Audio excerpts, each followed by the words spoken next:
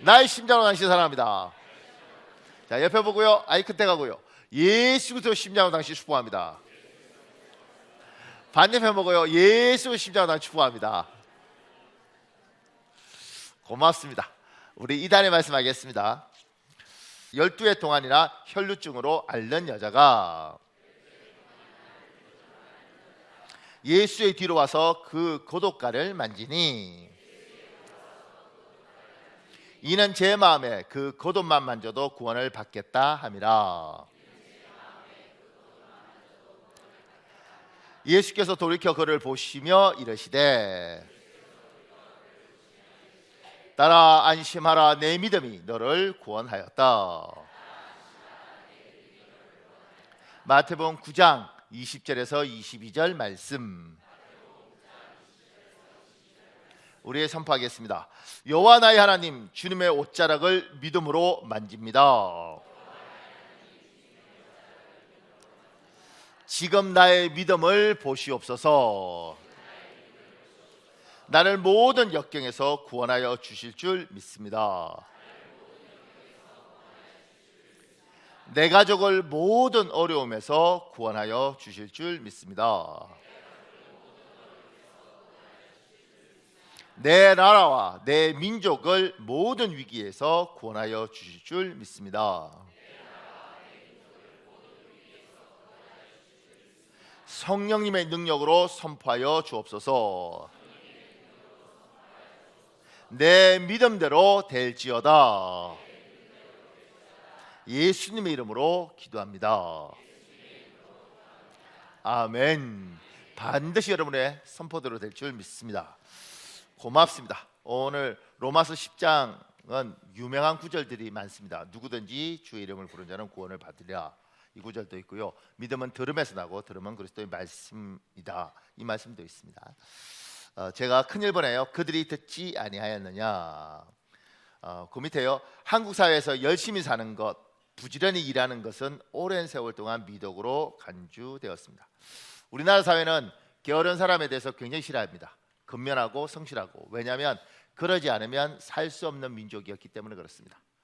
그래서 근면 성실이 굉장히 큰 득목이었죠. 그리고 부지런히 산다는 것 자체가 사람이 괜찮은 사람이 되었습니다. 근데 그런 시각 아십니까? 제가 어떤 외국인하고 이야기하는데 우리나라 민족은 정말 부지런히 살아 이랬을 때 이 친구가 보였던 반응이 뭐냐면, 나도 아는데 너희 민족이 부지런히 사는 건 아는데 너희는 삶을 즐길 줄 몰라 이러더라고요. 그래서 우리도 즐길 줄 알아 뭐 이렇게 너희 삶을 즐길 줄 몰라.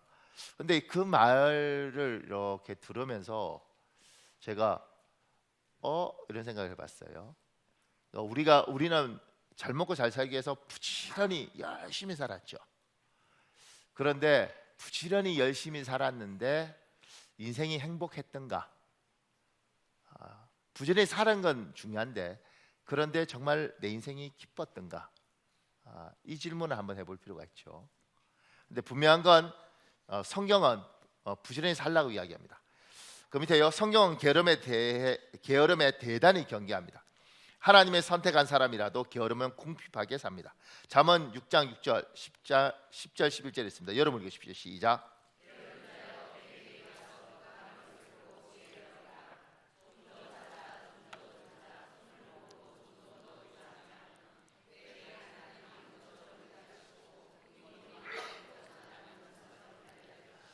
성경은 게으른 자에 대해서 굉장히 싫어합니다.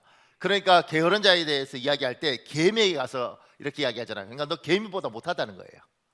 게으른 사람은 좀 더 자자, 좀 더 졸자, 좀 더 놀자 이렇게 하면 어떻게 되냐면 여기에 내 가난이 강도처럼 들이닥치고 내 빈곤이 방패로 무장한 용사처럼 달려들 것이다. 근데 다른 어떤 성경은 번역 어떻게 했냐면 너의 가난이 거지처럼 달려들 거라고 이야기를 해요.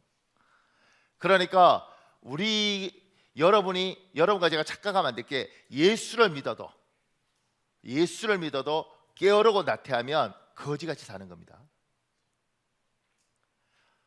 목사님 예수 믿으면 다 하나님 해결해 주죠. 게으르고 나태하게 살면 하나님 복 안 주십니다. 예수를 믿어도 하나님의 방법대로 살아야 되는데 부지런히 좀 더 잘자, 좀 더 졸자 이러면 안 되고요. 부지런히 살아야 되는 겁니다. 그러니까 제가 우리 민족이 하나님을 몰라도 성경적인 열심히 산 거죠. 저 사람이 볼 때 삶에 여유가 없이 산 건 안타깝긴 하지만, 삶을 즐길 줄 모르는 건 안타깝긴 하지만, 부지런히 살고 열심히 살고 근면하게 살 때 하나님이 주신 복을 받습니다. 그러니까 이 자리에 예수 믿는 사람들, 우리 하나님을 실리실리 신뢰하는 사람들 중에 게으르고 나태하면서 복 받길 바라면 잘못된 생각인 겁니다. 주님은 우리를 축복할 생각이 있고, 그러면 부지런히 사셔야 됩니다. 열심히 사셔야 됩니다. 그러니까 사랑하는 여러분, 2020년 정말 부지런히 사셔서 올 연말에는 결실 있고 손에 잡히는 열매가 있는 인생을 사시길, 또 그러한 한 해가 되시길 나사렛 예수님 이름으로 축복합니다. 고맙습니다. 그 밑에요, 일의 우선순위가 있습니다. 부지런함이나 근면이 중요한 덕목이지만 이보다 바른 방향, 복된 방향성이 더 중요합니다. 잘못된 방향임에도 불구하고 너무 열심히 사는 안타까운 사람들이 있습니다. 빌립보서 3장 6절은 바울이 한 말이에요. 사도 바울이 열성으로 말하면 교회를 박해하던 사람입니다. 사도 바울은 하나님을 열심히 믿었습니다. 그래서 예수 믿는 사람들을 박해했습니다. 젊은 날 자기의 잘못을 고백하는 겁니다. 열심은 방향성하고 같이 갔을 때, 근면하고 부지런한 건 제대로 된 방향성을 찾고 갔을 때 복을 받는 거예요. 논리학 가르칠 때 이런 거 가르칩니다. 다수결이 가진 오류, 그러니까 다수결의 오류 이렇게 가르칠 때 뭘 가르치냐면 대형 버스를 타고 45인이 해운대에 놀러 가기 위해서 가는 겁니다. 놀러 가기 위해서 가는데 두 갈래 길이 있는 거예요. 근데 이쪽 운전기사가 이쪽이 해운대로 가는지 이쪽이 해운대로 가는지 모르는 거죠. 그래서 A, B 중에 다수결로 선택합니다. A가 해운대냐 B가 해운대냐. 그래서 다수결로 해서 B가 해운대라고 더 많은 숫자가 나와서 B로 가죠. 그래서 설악산 가서 수영복 입고 놀았다, 뭐 이런 이야기가 있는 거예요. 그러면서 이제 다수결의 오류가 뭔지, 민주주의의 오류가 뭔지 이렇게 논리학에서 가르치거든요. 그러니까 열심히 갔는데 방향이 틀렸어요. 그러면 해운대 가는 게 아니고 설악산 가는 겁니다. 우리 교회에 예수 믿고 열심히 사는 남자분들 중에 이렇게 말할 수 있어요. 나이가 들어서 내가 정말 열심히 살았다고, 내가 너희들 먹여 살리기 위해서 내가 이 가정을 책임져서 정말 열심히 살았다고 이렇게 말을 했을 때, 여러분의 자녀가 또 여러분의 아내가 열심히 살았지, 근데 난 당신한테 지긋지긋해 이렇게 말할 수 있습니다. 당신은 열심히 살았지, 부지런히. 그런데 그것이 나는 하나도 기쁘지 않았다 이렇게 말할 수 있습니다. 부지런히 열심히 살았는데 잘못된 방향으로 가면 결국은 나이 들어서 나중에 열매가 없는 겁니다. 그러니까 우리 교회 남자들 중에 열심히 살잖아요. 부지런히 살았어요. 사랑하는 이신우 집사님, 출장 다니면서 막 뭐 하여튼간 그렇게 돈 벌어서 지원이 주한이 뭐 엄청 잘했어. 홍진희 집사한테. 나중에 홍진희 집사가 그럴 리가 없겠지만, 나중에 나는 당신이 돈 벌어오는 건 좋았는데 당신은 우리 가정에 대해서 남편으로서, 아버지로서 의무를 등한시했어. 돈만 벌어왔지 너는 정말 우리를 힘들게 했어. 이렇게 하면 죽도록 사는 인생이 허망한 겁니다. 그러니까 잘 사셔야 됩니다. 내가 이런 설교할 때마다 남자분들은 왜 우리만 그러는, 여자도 똑같습니다. 여자도 잘 살아야 됩니다. 부지런히 살아야 됩니다. 그리고 그 삶들 속에서 내가 어떤 걸 했을 때 이게 굉장히 쉽지 않은 거거든요. 그게 열매입니다. 제가 오늘 굉장히 놀랐는데, 한선희 고사님, 심재분 집사님이 성가대를 썼어요. 난 이제 묻고 싶었어요. 이렇다면 심재분 집사님 노래를 잘해요? 미안합니다. 내가 보니까 그럴 것 같은데, 이렇게 생각해 보셨어요? 믿음으로 섰는지 난 잘 모르겠지만 어쩌면 아내를 위해서 썼다 이런 생각도 합니다. 김광호 집사 어디 있어요? 정윤희 집사가 찬양이 정말 좋아서 성가됐었을 것 같아요? 아니면 남편이 그래도 함께 하겠다 이렇게 쓴 것 같아? 그러니까 우리 교회가 참 고마운 건 남자든 여자든 때로는 자기가 좀 불편해도 가족의 평화를 위해서, 집안의 안정을 위해서 이렇게 희생하는 사람들이 있어요. 우리 교회는 참 그렇게 예쁜 사람들이 많이 있더라고요. 그러니까 성가대는 믿음으로 써야지. 뭐 이렇게 나도 그런 말 안 하잖아요. 성의 지휘자님한테 미안하지만 나는 그냥 입만 뻥뻥 끓여도 많이 썼으면 좋겠어. 어차피 나는 막기라서 잘 못 들어요. 그런데 좋잖아, 풍성하면. 그런데 그 성가대를 쓸 때 아내와 같이 쓰는 게 좋겠다. 그래서 쓰면 나중에 할 수 있는 이야기죠. 나이가 들어서 내가 사실 힘들었지만 당신이 그 옆에 쓰는 걸 좋아하는 것 같고 나도 하나님을 믿으니까 그래서 힘들어도 썼다. 아내가 남편한테 내가 당신이 이걸 원하는 것 같아서 내가 좀 힘들어도 했다. 그게 꺼내놓을 수 있는 것이고, 그렇게 했을 때 이쪽에서 참 고맙다, 나도 그 고마운 걸 알아요, 이렇게 이야기를 했을 때 이게 제대로 된 방향성이 되고, 그래서 열매가 있는 거예요. 그러니까 우리 교회는 여자 혼자 남자 혼자 너무 죽도록 예수 믿는 거 안 좋아합니다. 헌금도 큰 헌금을 하려면 아내하고 반드시 의논하고 남편하고 반드시 의논하셔야 됩니다. 이를테면 목사님 저 1억 헌금하겠습니다. 아내하고 의논하셨습니까? 아닙니다. 의논하고 오세요. 내가 왜 이렇게 말하냐면 그런 사람이 지금까지 없어. 1억 헌금해서 하면 복잡해지겠지. 받아 그냥. 그런데 기본적으로 이렇게 질문을 하고 이야기를 해야 되는 겁니다. 그게요, 믿음 좋아서 나는 했잖아요. 내 아내는, 내 남편은 믿음이 그게 안 되면 굉장히 아플 수 있습니다. 심지어 무시당했다고 생각할 수 있습니다. 대한민국에 이런 설교는 나밖에 안 할 것 같은데 제 정부 미안합니다. 절정자한테. 그런데 함께하고 방향이 제대로 가지 못하면 정말 열심히 살았는데 나중에 열매가 없습니다. 그래서 속도보다는 방향이고 그 방향을 제대로 잡아라, 이렇게 이야기하는 거예요. 제가 그 밑에요, 예수님을 내 인생의 주인으로 섬기는 우리는 때마다 들려오는 나를 향한 하나님의 말씀을 통하여 잘못된 삶의 방향성을 수정하고 바른 삶의 방향성을 지향하며 매일매일 삽니다. 그래서 예배가 중요하고요, 말씀을 듣는 게 중요한 겁니다. 끊임없이 날마다 사람은 방향성을 찾는 거예요. 제가 잘 몰랐는데요, 이렇게 골프 치는 사람들도 이렇게, 저는 몰라요. 근데 이렇게 하는데 이게 하다 보면 자세가 틀어진답니다. 근데 자기는 잘 모른답니다. 그래서 옆에서 계속해서 잡아주는 거예요, 자세가 안 틀어지도록. 근데 야구 선수도 똑같다네요. 그래서 박찬호 같은 사람도 이렇게 던지다가 투구 폼이 흐트러졌는데 자기가 그걸 못 잡는 거예요. 그래서 코치가 계속 잡아주는 거예요. 그러니까 여러분과 제가 바른 방향성을 잡도록 날마다 말씀을 듣고 날마다 하나님의 말씀을 통해서 교정받는 거예요. 그래서 이렇게 주일날 와서 설교를 들으면서 말씀을 들으면서 내 삶을 교정하는 겁니다. 그러니까 제가 늘 우리 교회에 강조하는 건 아브라함이 이삭을 낳았든 이삭을 아브라함을 낳았든 그게 중요한 게 아니다.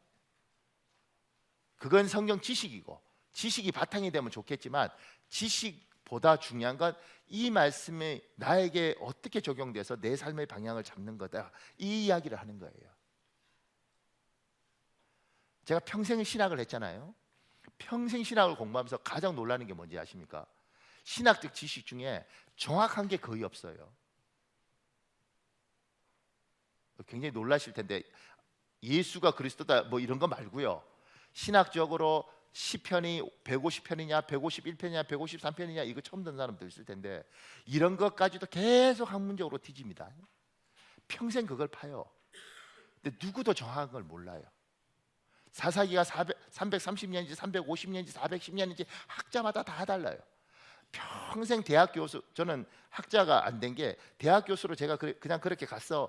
평생 그거 공부하는 게 그 생각이 들어요. 이게 무슨 짓인가? 심지어 이제 선배들 보면 파피루스 이렇게 연구하거든요. 내가 왜 저렇게 살아야겠어요? 그게 내 인생에 무슨 의미가 있겠어요?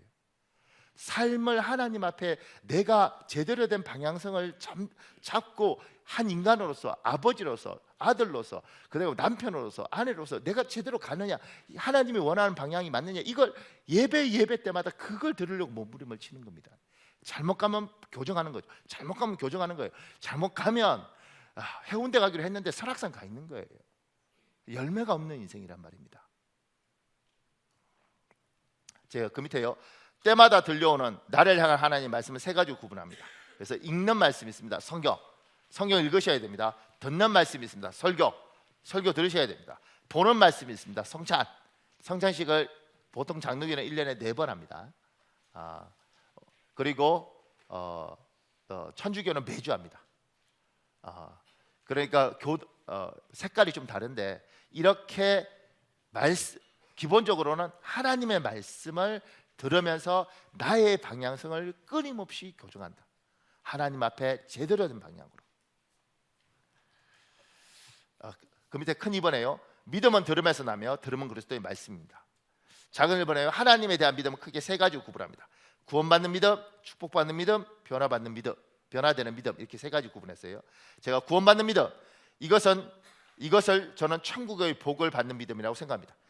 오늘 당장 지금 이 순간 세상을 떠나도 하나님의 나라 천국에 들어갈 분명한 확신이 있습니까? 이 질문에 예 라고 똑똑하고 분명하게 말할 수 있는 믿음입니다. 구원받는 믿음이 있습니다. 천국 들어가는 믿음이 있습니다. 하늘의 복을 받는 믿음이 있습니다. 예수 믿고 오늘 이 세상을 떠나도 천국에 들어갈 거 확신하십니까? 네, 이게 있어야죠. 천국 가십니까? 제가 옛날에요, 그 서울교회에서 사역할 때 교회 집사님한테 전도 폭발이라는 훈련이 있었거든요. 집사님, 오늘 밤 이 세상을 떠나면 천국 들어갈 걸 확신하십니까? 이렇게 딱 물었을 때 당연히 집사님이니까 예 이럴 줄 알고 딱 물었는데 그분이 그러더라. 알겠어. 내가 어떻게 해야 될지를 모르겠더라고. 왜 그렇게 말해? 집사님, 오늘 밤 천국 들어가십니까?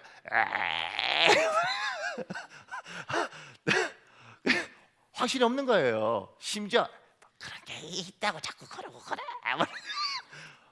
집사인데요, 그런 분 있습니다. 그럼 전 그때 놀랬죠. 충격 엄청 받았습니다. 집사님들인데 천국에 대한 확신도 없고 죽어서 천국 간다는 것도 생각 안 하는 사람이 있구나. 어떻게 집사가 됐지? 그래서 제가 선배한테 어떻게 그런 사람들 집사를 세우냐고. 그러니까 그분이 놀라운 말을 했어요. 그래서 서리 집사야. 서리 집사는 그 다음에 잘라버리면 돼 이렇게. 그래서 안수 집사는요 영구직이고 서리 집사는 그 뭐죠? 임시직? 뭐 하여튼간 인턴? 그러니까 서리 집사들 잘 하셔야 됩니다. 나 물어볼 겁니다. 오늘 밤 입사해서 천국 들어가십니까? 네! 이러면 다음에도 집사가 되고 여러분 잘라버리다. 자, 그 밑에요, 축복받는 믿음이 있습니다. 이것을 저는 땅의 복을 받는 믿음이라고 생각합니다. 세상에서 나의 생명이 있는 날 동안 가정에서, 직장에서, 교회에서, 사회에서 천국을 이루고 확장하고 누릴 확신이 있습니다. 하나님은 나의 인생을 이 세상에 복되게 만들어 주실 것이란 확신이 있습니다. 사람들 중에 타고날 때부터 부정적인 성향을 갖고 성향을 가진 사람들, 어두운 성향을 가지고 태어난 사람도 있습니다. 어둡다는 게 아주 나쁘다는 개념보다는 기본적으로 비판적이고 부정적입니다. 그러니까 뭘 딱 봐도 우리는 어떤 걸 보면 좋은 것부터 보는 사람이 있고요, 나쁜 걸 보고 10가지 중에 9가지 좋아도 나쁜 거 하나만 딱 집어내는 사람이 있습니다. 교인들 중에 이건 성향입니다. 성향이 그렇게 태어난 사람이 있습니다. 이게 좀 마음이 아프죠. 그러니까 그런 사람들이 과학자가 되면 괜찮지만 대인관계를 하는 사람이 되면 굉장히 힘들어져요. 왜냐하면 누구든지 칭찬을 할 때 집사님 몰라서 그렇지 저거 봐 이렇게 해서 끄집어냅니다. 끄집어내요. 그러니까 이제 이를테면 KFC 만든 커넬 샌더스 그 할아버지 있지 않습니까? KFC 마스코트 이렇게 할아버지. 그 할아버지도 이제 여러 가지 책이라 읽어보면 굉장히 좋은 이야기 많습니다. 근데 제가 이제 어쨌든 계속 이렇게 뭘 이렇게 자료를 찾고 막 이런 사람이니까 계속 찾아보면서 놀라운 게 뭐냐면 그 사람의 나쁜 것만 골라놓은 게 있더라고요. 그 인터뷰까지 영상으로 다. 그러니까 그 사람은 굉장하거든요. 108번 실험에 실패하고 109번째 성공을 1008번 실패하고 1009번째 성공을 했다는 거예요. 전설적인 사람이죠. 근데 그 그 부인이 인터뷰를 했는데 그 부인이 우리 그 체인점 만들 때 그렇게 된 게 아니고 그건 과장이 너무 심하다는 거예요. 근데 몇 번이냐 그러니까 내가 알기로 우리 남편이 600번 넘게 거절당했다 이래요. 엄청난 거죠. 그런 좋은 부분이 많이 있는데 나쁜 부분만 딱딱딱 이렇게 해갖고 보고 나니까 그 다음부터 저도 갈등하더라고요. KFC 가야 되나? 이렇게. 그러니까 모든 사람은 약점이 있고 부족함이 있는데 그것만 잡아내서 말하는 사람도 있습니다. 교회에도 그런 성향의 사람도 있습니다. 탁 잡아내는 사람. 그러면 이게 100가지 중에 90가지가 좋아도 이것만 잡아내면 이 사람 나쁜 사람 되는 거예요. 탈탈탈탈 털면 이 세상에 좋은 사람이 없죠. 그러니까 그렇게 부정적인 성향을 가지고 태어난 사람 기도 많이 하셔야 됩니다. 그런 사람은. 그런데 그렇게 태어난 사람이랄지라도 예수를 믿고 마지막 이 세상 떠날 때 그 사람 보통 그렇거든요. 아유 더러운 세상 빨리 죽어버려야지 이런다고요. 그런데 축복받는 믿음이라는 건 뭐냐면 그 사람이 마지막 세상을 떠날 때 이렇게 말을 하는 거예요. 하나님 고맙습니다. 이 세상 한번 살아볼 만한 세상이었습니다. 내한테 이 땅에 태어나게 해주신 것에 대해서 무한히 감사합니다. 세상 한번 살아볼 만한 세상입니다. 이거 열심히 산 사람이 하는 이야기예요.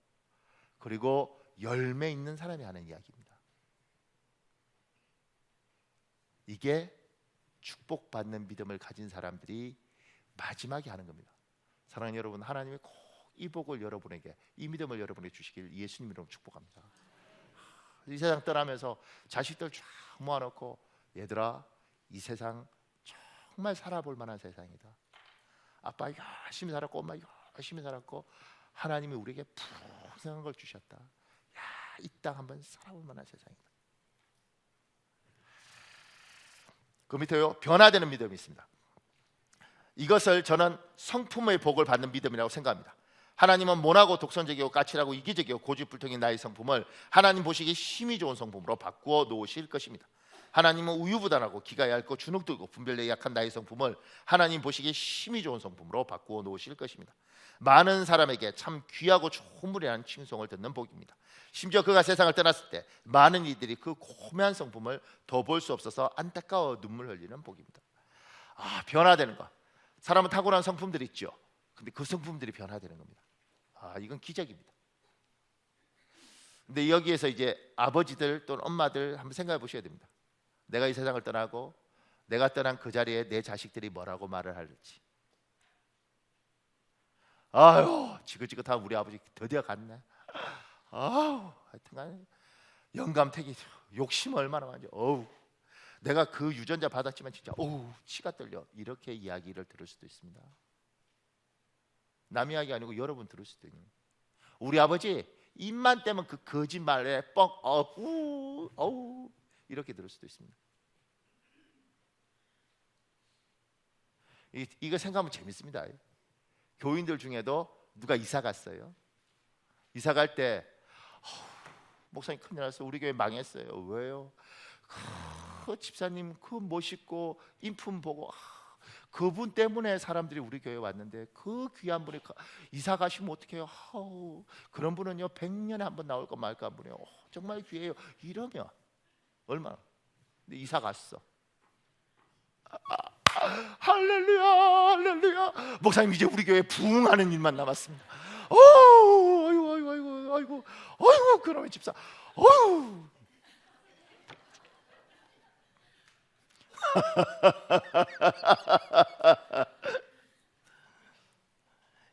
이게요 이게 기적입니다. 바뀌는 거. 근데 하나님이 이걸 바뀌는 믿음을 주시면 바뀌죠. 사랑하는 여러분, 이 세 가지 믿음이 다 여러분에게 있길 우리 주 예수님 이름으로 축복합니다. 근데 제가 오늘 구원받는 믿음에 관한 이야기만 할 겁니다. 그 밑에요 구원받는 믿음은 우리에게 어떻게 생기는 것입니까? 그 밑에요 어떤 분은 하나님을 믿고 싶습니다. 그래서 하나님에 대한 믿음을 가지려고 교회를 다닙니다. 그런데 오래 교회를 다녔는데도 믿음이 생기지 않습니다. 어떻게 하면 하나님에 대한 믿음이 생길까요? 우리들 중에 누가 그런 거죠. 목사님 저 예수 믿으려고요 벌써 교회 3년째 다녔습니다. 누구는 울기도 하고 누구는 뭐 하나님 만났다고 그러는데 나는 안 믿어집니다. 내가 안 다니는 것도 아니고 다녔는데 안 믿어지는 거 어떡하겠습니까? 나는 천국이 안 믿어집니다. 참 답답합니다. 근데 그 밑에요, 하나님 믿음을 주는 방법 중에요, 꿈이나 꿈에 특별한 계시를 받거나 영적인 신비한 체험을 하면서 하나님에 대한 믿음이 생기는 경우가 있습니다. 제가 아는 어떤 집사님 아버지도 그 꿈에 하나님이 2번 나타나서 교회 가라, 그래서 교회를 가셨다고 그래요. 제가 어저께는 또 그 어떤 집사님 먼 돌아가실 때 하늘에서 꽃이 쫙 내려오는 걸 보면서 천국 갔다는 이야기를 하고, 그런 이야기 듣고 이러면 와 우리도 말하잖아요. 자, 근데 오늘 성경 큰 이번은 뭐냐, 믿음은 들음에서 나고 들으면 하나님의 말씀. 저것도 좋은데, 그죠? 그 밑에요, 로마서는 말씀을 듣는 가운데 하나님에 대한 믿음이 생긴다고 말합니다. 믿음은 들으면서 나오고 들으면 그리스도의 말씀이다. 그 밑에요, 문화인의 전도법, 지성인의 전도법이 있습니다. 믿음 없는 사람이 모범적이고 복되게 믿는 사람의 삶을 보면서 예수님을 자신의 주인으로 받아들이는 것입니다. 귀한 전도법입니다. 그러나 이 전도법은 한계가 뚜렷합니다. 그러니까 우리가 잘 살면 사람들이 믿겠지, 그것도 중요하지만 복음은 반드시 전해야 되는 겁니다. 말씀을 전해야 됩니다. 그 밑에요, 하나님을 만나는 가장 좋은 방법은 하나님의 말씀을 통해서입니다. 그래서 사탄은 가진 방법을 다 동원하여 말씀을 듣지 못하도록 합니다. 지금 중국 같은 공산국가에서 중동이나 아프리카의 이슬람 지역에서 일어나고 있는 일입니다. 사도행전 4장 18절 여러분 읽어볼래요? 시작.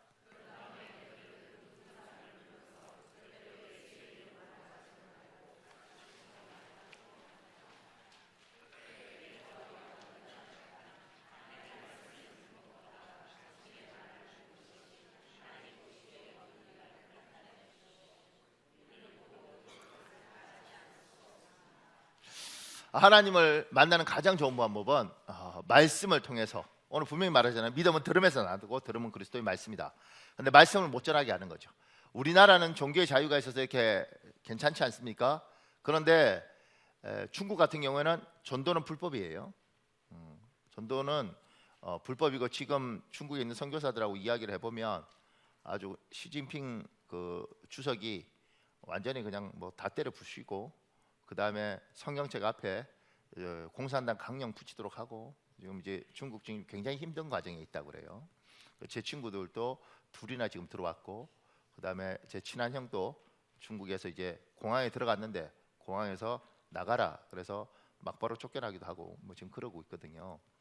그러니까 이제 말씀을 못 듣도록 만들고, 아프리카 이쪽에는 이슬람들이 많은데 그냥 총으로 쏴서 죽입니다.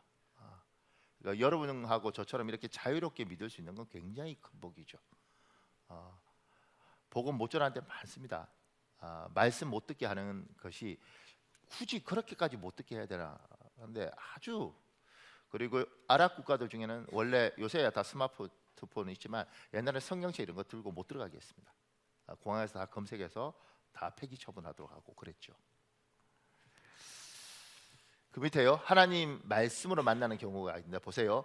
누군가의 신고로, 이분은 이제 빈민 사역하는 분이에요. 가난한 사람들.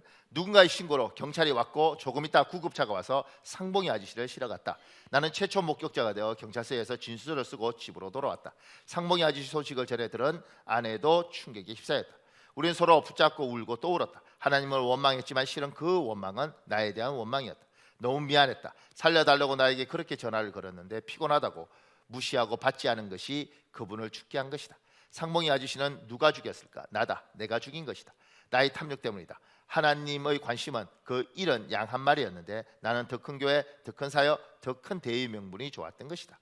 나는 한 영혼에 관심 없는 삭군이 되어 있었던 것이다. 아내와 울다 이야기하다 기도하다가 결국 쓰러져 잠이 들었다. 그런데 원망과 자책이 가시지 않는 그날 새벽에 하나님이 나를 깨우셨다. 깬 그 순간 사무엘을 부르는 하나님이 생각났다.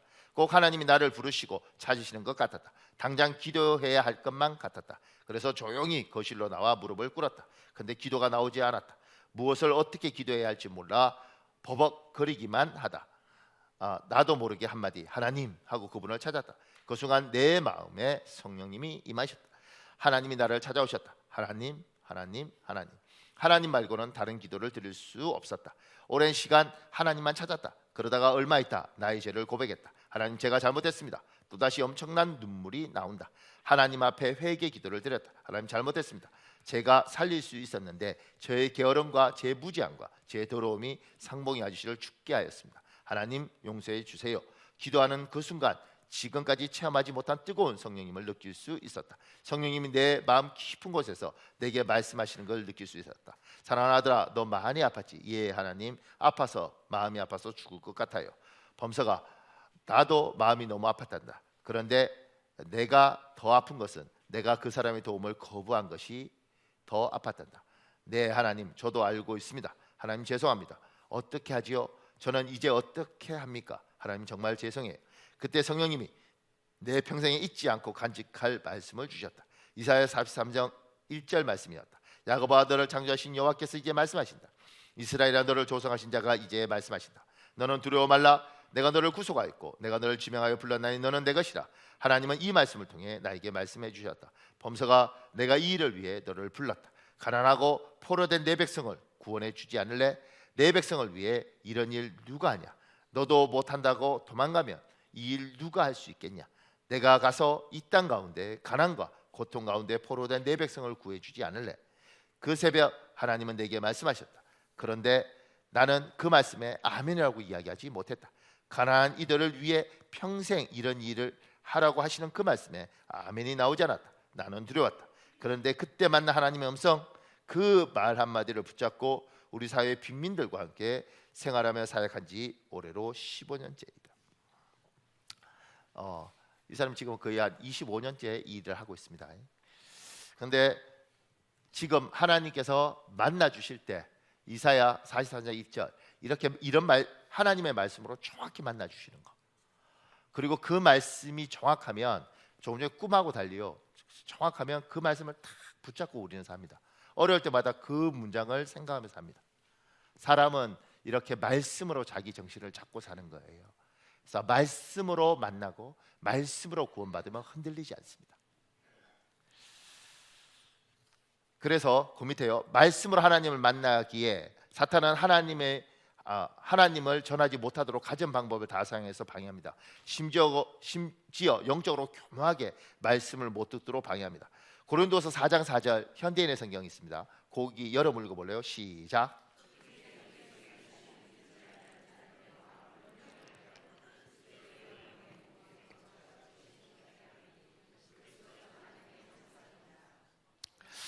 하나님의 말씀을 지금 이렇게 말씀을 전하잖아요. 근데 누군가에게는 순전히 들어가지만 어떤 분은 목사님 설교를 해도 안 하다요 잘 들리지 않습니다. 그리고 자꾸 잡생각이 납니다. 심지어 집에 가스레인지를 끄고 왔는지 안 왔는지 계속 신경이 쓰여서 설교가 들어오지 않습니다. 이런 말 하는 사람도 있습니다.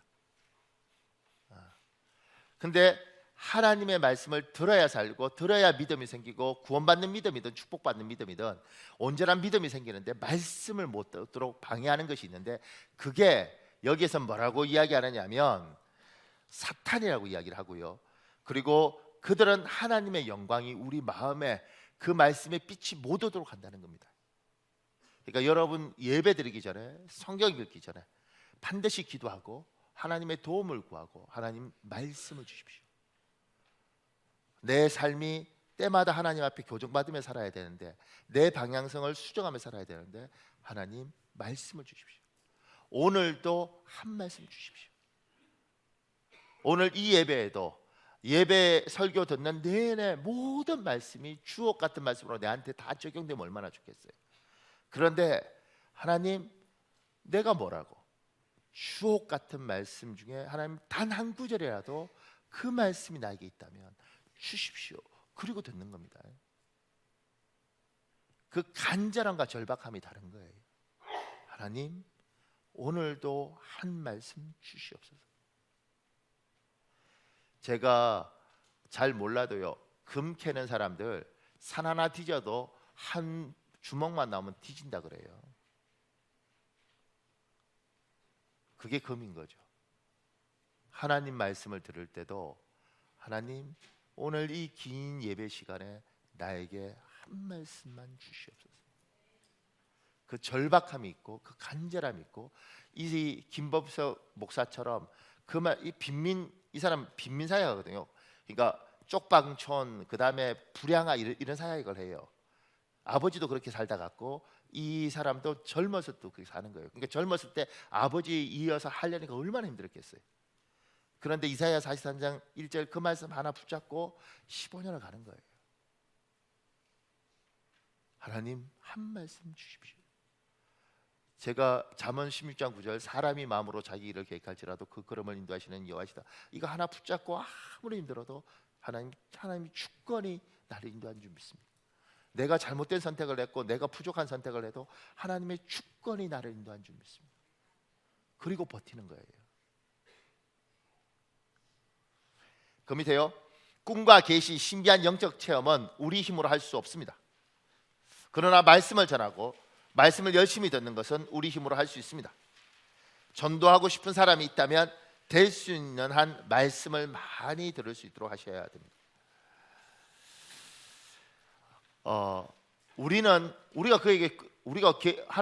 하나님이 그 사람 꿈에 나타나든 뭐 계시를 하든 그거 하나님이 하시지 우리가 할 수 있는 게 아니잖아요. 우리가 할 수 있는 건 딱 하나예요. 말씀을 들을 수 있는 기회를 그 사람에게 주는 것. 그 말씀이 그 사람한테 들어가고 안 들어가건 우리가 할 수 없는 거예요. 그 사람 안에 어둠이 너무 많아서 말씀을 쳐낼 수도 있고, 그런데 우리가 할 수 있는 일은 사람을 불러다가 세워놓는 거예요. 그래서 여러분의 아이들이 중고등학교일 때 그래도 말 들을 때 예배당에 끌어다 놓는 겁니다. 왜냐하면 10번 들어서 그 중에 한 번이라도 하나님의 말씀이 그에게 비춰진다면, 들린다면, 우리가 할 수 있는 건 그것밖에 없는 거예요. 그것도 아이들이 성년이 되면 따라오지도 않습니다. 근데 우리는 이미 중학교, 고등학교 때 포기하죠. 대학교 좋은 데 가라고. 제가 장담컨대 저는 이렇게 생각합니다. 진짜 좋은 데 갈래면 머리가 중간중간에 좀 쉬어줘야 되고요, 일요일날 쉬어도 좋은 데 갑니다. 일요일까지 죽도록 공부해서 좋은 데 갈 정도면 머리가 별로 안 좋은 거예요. 그러니까 주일날 와서 하나님 앞에 끌어다 놓는 것만 우리가 할 수 있는 거예요. 그러니까 여자분들 중에 자기 남편이 믿지 않으면 가만히 설과 별 설득을 다해서라도 여러분의 간과 슬개는 잠시 꺼내놓으시고 남편이 예수 믿을 때까지 데려오셔야 됩니다. 남자도 똑같습니다. 여러분의 아내가 믿지 않는다면, 부모들도 똑같습니다. 자식이 믿지 않는다면 우리가 할 수 있는 한은 데려와서 이렇게 앉혀놓는 겁니다. 그리고 그 다음은 성령 하나님께서 역사하길 바라는 거죠. 저도 설교 준비하면서 그걸 가지고 준비하고, 하나님 연약한 사람도 들을 수 있는 말씀을 주십시오, 그렇게 하는 거예요. 저는 얼마나 압박을 많이 받겠어요. 귀한 사람들, 여러분 지금 몇 명이에요? 이 많은 사람들 시간을 저한테 투자하고 제가 말씀 전하는데, 오늘요 제가 설교 준비하다가 새벽에 깜빡 잠이 들었습니다. 비몽사몽간에 제가 설교하는데 성도들의 3분의 1만 깨있고 3분의 2가 자더라고요. 막 설교하면서 죽을 것 같아요. 근데 깼는데 이게 꿈이었던 거예요. 얼마나 짓눌렸으면 내가 그런 꿈을 다 꾸겠어요. 누구나 하나님이 와서 십자가도 주는 판국에 막 그러니까 말씀을 전달한다는 부담, 그러니까 내가 좋아하는 말씀, 내가 하고 싶은 대로 전달하는 게 아니고, 하나님 오늘 오는 누군가에게 하나님이 하실 말씀을 전달하게 해주십시오. 그것도 인문학적 소양을 가지고, 문학적 재능을 가지고, 다른 어떤 목사님처럼 예수의 피, 예수 피입니다 이렇게 해서 믿는 사람들만 들리는 설교가 아니고, 진짜 연약한 믿음, 어쩌면 불신자가 와도 하나님 들을 수 있는 말씀을 주십시오. 그리고 믿음 좋은 사람도 받아들일 수 있는, 모두가 들을 수 있는 말씀을 주십시오. 오늘 자다가 깼다니까요. 그리고 그 목사도 얼마나 연약하냐, 일부 예배 드리면서 3분의 2가 잘까? 뭐 이러면서 여러분 앉아줘서 고마워요. 그러니까 우리 직업은 이게 복이죠. 무슨 복이냐면 목회하는 30년 동안 이 짓눌림을 가지고 사는 겁니다. 이게 없으면 그 사람은 사꾼이 될 가능성이 많습니다. 제가 위로가 됐던 건 수원의 중앙침례교는 굉장히 유명하잖아요. 김양한 목사님은 굉장히 뛰어난 사람입니다. 그냥 목사가 아니고 천재적인 목사예요. 그 당시에 미국의 잔스 홉킨스 대학을 나왔습니다. 한국 사람들 잘 모르는 사람들 있어도 굉장한 학교잖아요. 그런데 그렇게 그분이 은퇴하실 때까지 하셨던 말씀, 우리 후배들한테, 목사님 주일날 설교 끝나면 그 다음 주에 하나님이 무슨 말씀하실까 일주일 내내 눌려 살아요. 내가 은퇴하면서 그 짐을 벗는 거예요. 이제 좀 쉴 수 있어요. 그러니까 지금은 여러분들도 말씀을 듣고 방향을 교정하면서 사는 거고요. 나도 제대로 전달해 줬을 때 천국 가서 하나님이 긍휼을 베푸는 거죠. 우리 김현철 장님 그러잖아요. 천국 갔더니 담임 목사 어디 갔냐 이렇게 물으니까 짜장면 배달 갔다 뭐 이렇게 뭐 내가 그 짜장면 철가방 다닐 때마다 나 배달 가면 안 되는데 천국 간대 이렇게 제대로 해야 될 거 아니겠어요. 그러니까 여러분도 너무 귀한 시간을 하나 앞에 드리고 저도 제 딸하는 생명을 걸고 하나님 말씀을 전달하는 겁니다. 그 밑에 보세요. 어떤 믿음 좋은 할머니 한 분이 계셨는데 원치 않는 질병으로 병원에 1년 가까이 입원 중이었다. 할머니는 몸이 건강할 때에도 열심히 전도하던 분이었기 때문에 병상에 누워서도 어떻게 하면 전도할 수 있을지 골똘히 생각했다.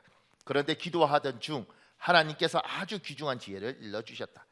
할머니는 아르바이트 대학생을 고용했다. 그리고 그 대학생에게 하루 3시간 내지 4시간씩 성경을 읽어달라고 부탁했다. 내가 병이 들어서 성경 읽지 못하니까 옆에 앉아서 성경을 읽어주게. 그러면 일주일에 얼마, 한 달에 얼마를 주겠네 라고 해서 대학생을 고용한 것이다. 이렇게 해서 아르바이트를 하게 된 학생이 성경을 읽기 시작했다. 마태복음, 마가복음, 누가복음, 요한복음 순서로 학생은 성경을 쭉 읽어나갔다. 그러다가 중요한 구절이 나올 때 이를테면 주 예수를 믿으라 그래야만 너와 내 집이 구원을 얻으리라 라는 구절이 나오면 할머니는 잘 들리면서도 일부러 못 듣는 척하며 여러 번 반복해서 읽어달라고 부탁했다. 학생은 할머니의 부탁대로 읽고 또 읽는다. 그래도 말씀이 깨어지지 않는 것 같으면 이 과정을 2-3번 더 반복시킨다. 대학생은 그렇게 성경을 읽다가 말씀에 감동을 받고 성령의 은혜로 회개하고 주께 돌아오게 되었다. 이 방법으로 할머니는 1년에 10명이 넘는 영혼을 구원시켰다고 한다.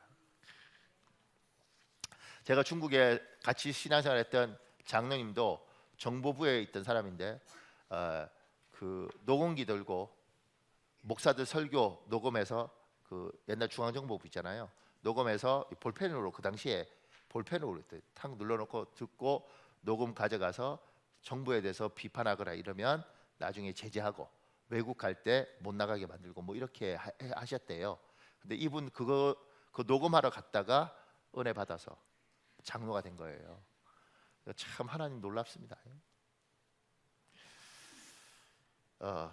그 밑에요. 작은 3번에요.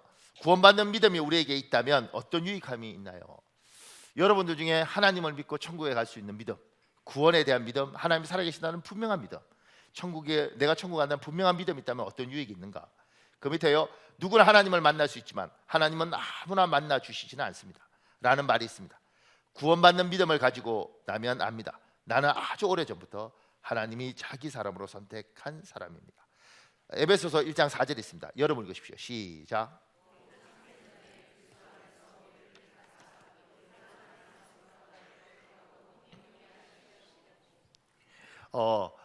여러분이 잘 모르시는 분들인데 감리교하고 장로교는 예수 그리스도가 하나님이다 삼일체 이런 건 다 똑같은데요. 다른 게 하나 있습니다. 감리교는 주 예수를 구하라, 주 예수를 찾아라 그러면 너와 내 집이 구원을 받으리라. 이 말씀이 굉장히 중요합니다. 그래서 내가 예수를 찾는 겁니다. 내가 예수를 찾는 거예요. 그래서 감리교는 저돌적인 신앙들이 있습니다. 내가 하나님을 찾는 겁니다. 장로교는 하나님이 선택한 사람을 부르는 겁니다. 그래서 우리는 하나님이 절대 주권, 저분이 자기 백성을 만세 전에 옛날부터 선택하셨고 그 선택한 사람을 주님이 찾으셨다 이렇게 이야기를 하고요. 감리교는 하나님이 선택을 인정하지 않고 우리가 하나님을 찾았다 이래요. 근데 창세기 에베소서 1장 4절은 창세전에 그리스도 하나님이 우리를 선택하셨습니다. 이게 이제 우리가 붙드는 구절이죠. 그래서 천국 가면 이렇게 돼 있다는 겁니다. 천국 문 앞에, 이거 이제 그 신학을 위해서 예를 든 거예요. 천국 문 앞에 누구든지 주의 이름을 부르는 자는 구원을 받으리라. 이래서 딱 들어갈 때 감리교 사람이 이렇게 말하는 거죠. 감리교 목사가 우리 장로교 목사한테 봐, 천국 문 앞에 붙어 있지. 누구든지 주의 이름 부르면 구원을 받는다.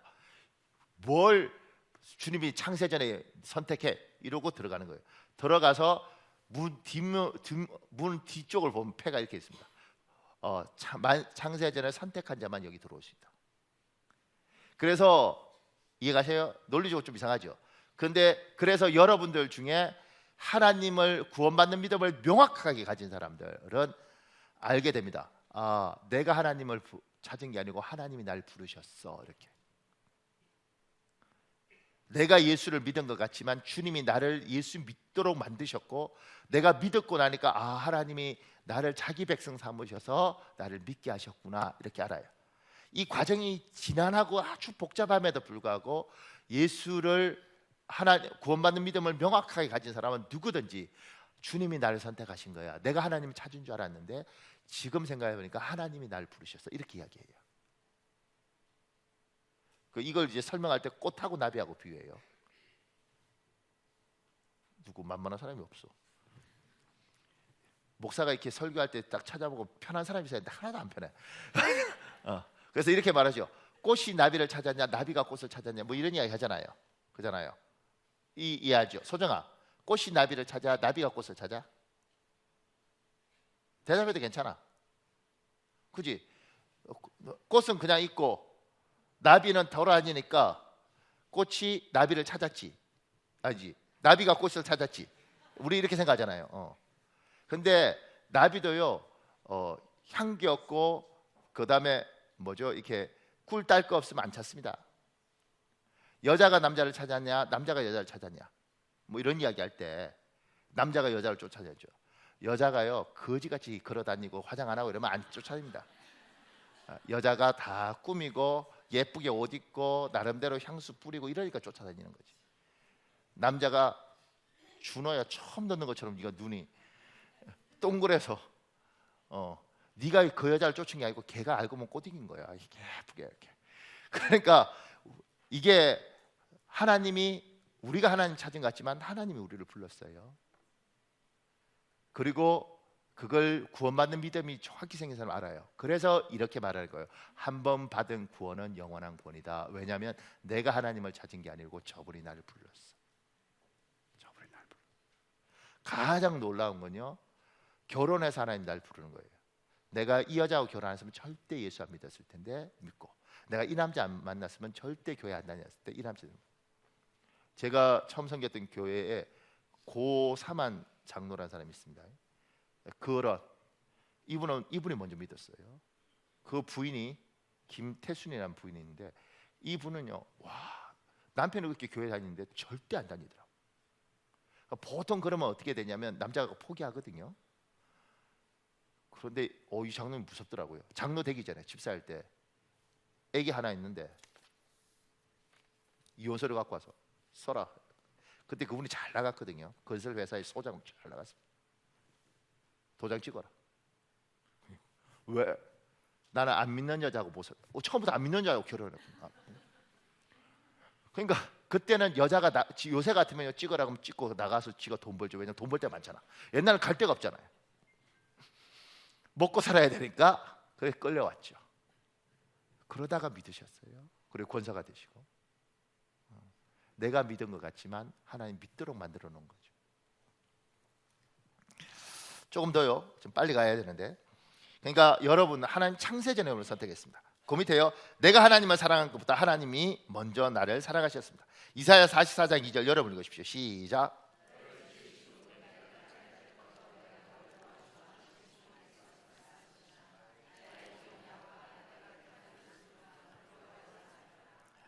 하나님이 선택한 사람에게 이렇게 말해요. 태어날 때부터 내가 너를 도와주마. 우리가 하나님께 요구 안 했는데 그분이 우리를 선택하시고 태어날 때부터 얘야 내가 너 도와줄게. 난 너 도와주고 싶어. 그 밑에요. 내 믿음의 크기는 비록 작을지라도 내 믿음의 대상은 크신 하나님입니다. 믿음은 나의 믿음 크기보다 내가 믿고 있는 믿음의 대상이 얼마나 크신 하나님인가가 관건입니다. 우리 믿음의 대상은 천지 만물을 창조하신 전능하신 하나님입니다. 그분은 내가 태어날 때부터 나를 도와주고 싶어 하셨습니다. 그리고 지금도 돕고 싶어 하십니다. 그 밑에 박은성이라는 사람이 쓴 글은 굉장히 유명한 글인데요. 잠수함처럼 하나님이 눈에 보이지 않지만 우리를 보호한다 이야기입니다. 그 밑에요. 세상 창조 전에 나를 선택하시고 내가 태어날 때부터 나를 돕고 싶어 했던 하나님은 나를 향한 선한 계획이 있습니다. 우리 인생은 그것을 찾고 발견하고 이루는 인생입니다. 여러분과 제가 한 가지 잊지 말아야 될 건, 하나님이 구원받는 믿음을 받은 사람들은, 천국 가는 믿음이 확실한 사람들은 잊지 마십시오. 하나님이 여러분을 창세전에 선택하셨고 선택하시면서 하나님의 계획은 내가 너 도와주고 싶다. 그런데 뭘 도와주고 싶으냐? 아파트 사는 데 도와주고 싶고 우리의 대학 가는 데 도와주고 싶으냐? 뭐 그런 것도 있죠. 그런데 하나님은 이렇게 말씀하시는 거예요. 내가 너를 땅에 태어날 때 내 나름대로 계획과 생각이 있었는데 네가 그것을 발견하고 그것을 찾고 그것을 이루는 걸 내가 도와주고 싶다. 그 밑에 의미 있는 글이 있습니다. 보세요. 요단강 계곡에 세 그루의 나무가 서 있었다. 각기 꿈이 있었다. 한가운데 우뚝 솟은 나무의 꿈은 예루살렘 성전의 제단이 되는 것이었다. 많은 사람들이 찾아와서 제물을 드리고 엎드려 기도하는 웅장한 제단이 될 기대에 부풀었다. 두 번째 나무의 꿈은 지중해의 물살을 가르며 오가는 범선이 되는 것이었다. 거칠 것 없이 바다를 가르며 오갈 때 사람들의 탄성과 감탄 소리가 들리는가? 세 번째 나무의 꿈은 웅장한 거목이 되어 시원한 그늘을 제공하는 것이었다. 이곳에 들렀다 가는 사람마다 이토록 멋질 수 있는가? 라며 감탄할 생각만 하면 흥분을 감출 수 없었다. 어느 날 나무꾼이 한가운데 우뚝 솟은 나무를 선택하여 베었다. 그리고 길가 언덕에 버려져 낮에는 뜨거운 햇볕에 그을리는 밤에는 찬 이슬에 껍질이 벗겨져 나갔다. 보는 사람도 대단하다는 칭찬도 없었다. 어느 날 마부의 손에 들어간 나무는 톱으로 자르고 대패로 밀리고 끌로 파내더니 더럽고 냄새나는 짐승의 먹이를 담는 구유를 만들었다.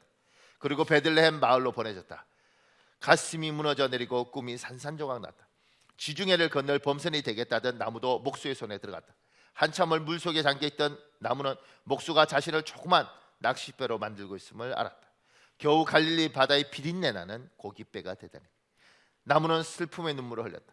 거목이 되어 사람들에게 그늘을 주겠다던 나무도 목수의 손에 잘려 실려 나갔다. 그리고 만든다는 것이 십자가 아닌가? 범죄자를 처형시키는 사형틀인 저주의 십자가가 되어 말았다. 하지만 하나님은 다른 계획을 갖고 계셨다. 대성전의 제단이 되고 싶던 나무는 말구유가 되어 예수님을 모신 최초의 보금자리가 되었다. 넓고 푸른 지중해를 가르는 범선이 되고 싶었던 나무는 예수님이 말씀을 전하시는 최초의 도구가 되었다.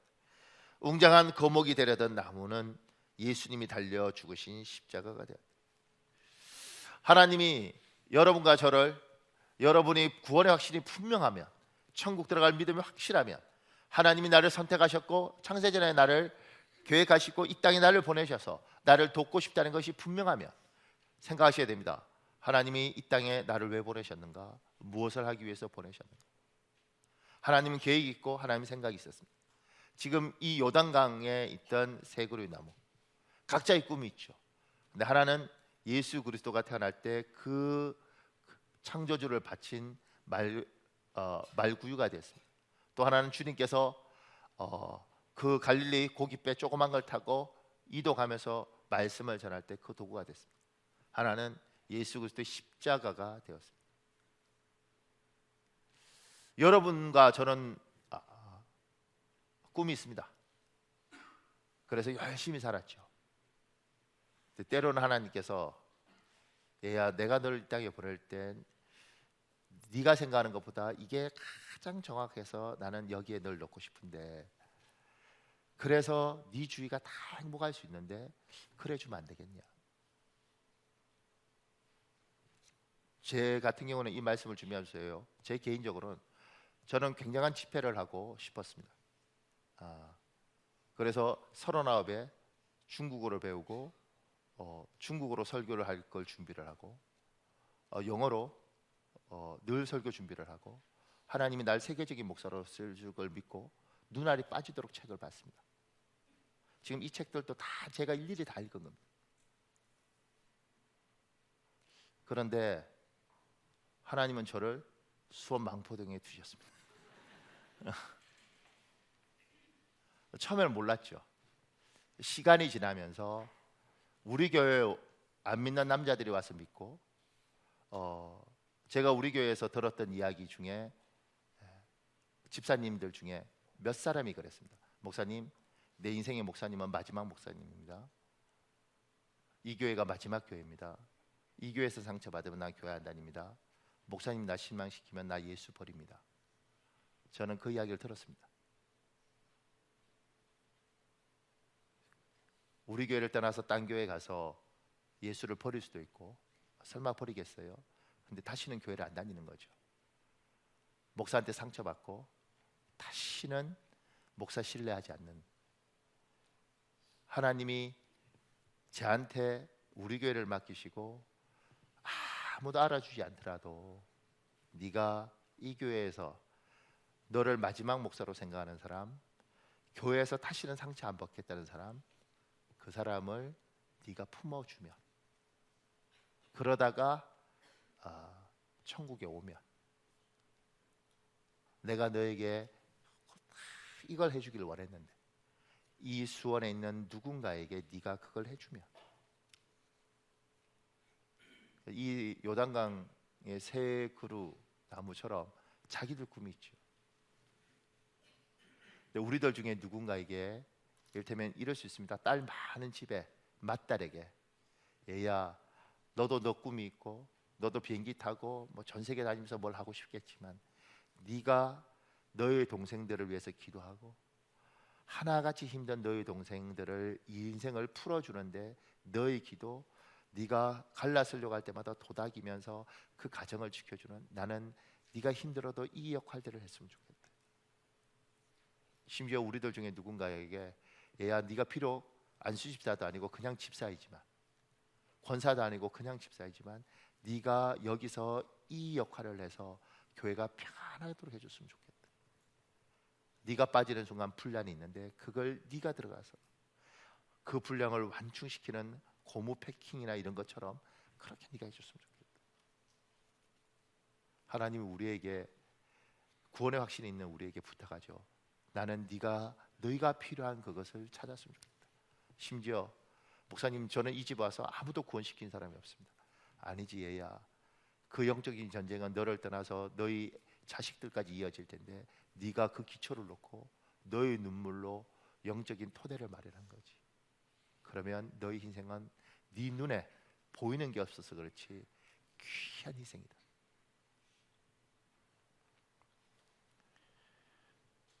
그 밑에요, 구원받은 믿음을 가진 사람은 이 세상뿐만 아니라 저 세상 천국도 계산하고 삽니다. 그래서 이 땅에서 한 번뿐인 인생을 천국에서 보람된 이야기거리가 있는 삶을 삽니다. 천상명시 귀천에 이런 내용이 있습니다. 나 하늘로 돌아가리라. 새벽빛 와 닿으면 쓰러지는 이슬 더불어 손에 손잡고 나 하늘로 돌아가리라. 노을빛 함께 단 둘이서 기슭에 놀다가 구름 손짓하면은 나 하늘로 돌아가리라. 아름다운 이 세상 소풍 끝나는 날 가서 아름다웠더라고 말하리라. 이 사람 서울대 상대가 다니다가 학생 운동했다고 그러면서 잡혀가서 고문 당하면서 약간 정신이 이상해졌습니다.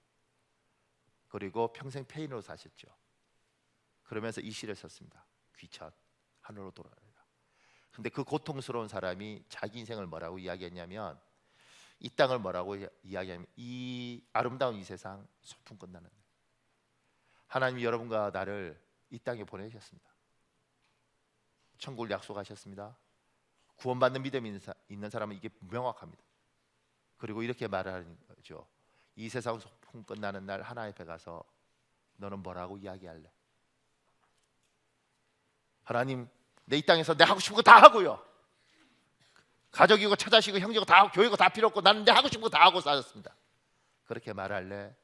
그렇지 않으면 하나님 너무너무 힘들고 너무너무 싫었지만 하나님이 그걸 원하셔서 내가 천국에서 하나님이 내 눈물을 닦아준다니까, 내 희생을 주님이 기억하신다니까 내가 우리 집을 위해서, 때로는 내 민족을 위해서, 교회를 위해서 내가 이렇게 많이 희생했습니다. 정말 힘들었는데 하나님, 이 아름다운 이 세상 소풍 끝나고 내가 하나님 앞에 와보니 참 내가 잘했습니다. 그리고 내 희생 덕분에 저들이 다 웃습니다. 하나님, 나는 정말 힘들었지만 내가 살아볼 만한 인생이고 내 인생이 보람이 있습니다. 사랑하는 여러분, 이 시간에 우리 한 5, 6분만 기도할 텐데요, 이 시간에 주여 한번 간절히 부르짖고요. 하나님, 왜 나를 이 땅에 보내셨습니까? 나는 천국에 들어갈 분명한 확신이 있습니다. 하나님, 나의 소명은 무엇이고 내가 어디를 향해서 가야 됩니까? 우리들 중에 하나님에 대한 확신이 분명히 없고 천국에 대한 확신이 없으면 누구든지 주의 이름을 부르는 자는 구원을 받으라고 말씀하셨으니, 여러분 하나님을 부르십시오. 하나님, 나도 하나님 만나고 싶습니다. 나도 구원의 믿음을 가지고 싶습니다. 이제 주여 한번 간절히 부르짖고 우리 기도하겠습니다. 주여, 아버지 도와주십시오.